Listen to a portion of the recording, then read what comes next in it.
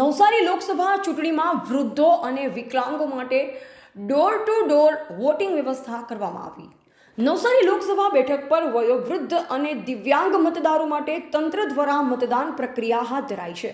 આ વખતે ભારતના ચૂંટણી પંચ દ્વારા વયોવૃદ્ધ 85 વર્ષથી ઉપરના તથા દિવ્યાંગ નાગરિકોને ઘરે બેઠા મતદાન કરવાની સુવિધા ઊભી કરવામાં આવી છે, જેને આજે નવસારી જિલ્લાના સિમલક હળપતિવાસના રહેવાસી ભાવનાબહેન રણજીતભાઈ હળપતિ દ્વારા આજરોજ પોતાના મત અધિકારનો ઉપયોગ કરવામાં આવ્યો હતો.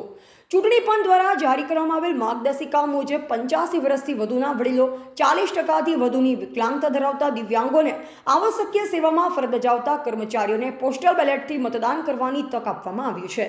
સિમલક ગામના ભાવનાબહેન રણજીત હળપતિ દ્વારા આજે ઘરે બેઠા મતદાન કરવામાં આવ્યું, જેમાં ચૂંટણી પંચના આદેશ મુજબ ચૂંટણી તંત્રના કર્મચારીઓએ તેમના ઘરે જઈ પોસ્ટલ બેલેટથી મતદાન કરાવ્યું હતું.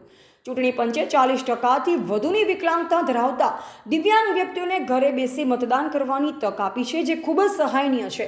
કારણ કે મતદાન મથક પર આવવા જવામાં તકલીફ પડતી હોય ત્યારે લોકો મતદાન કરવાનું ટાળી નાખતા હોય છે. હવે આ સુવિધા થકી લોકો ઘરે બેઠા મતદાન કરી શકશે.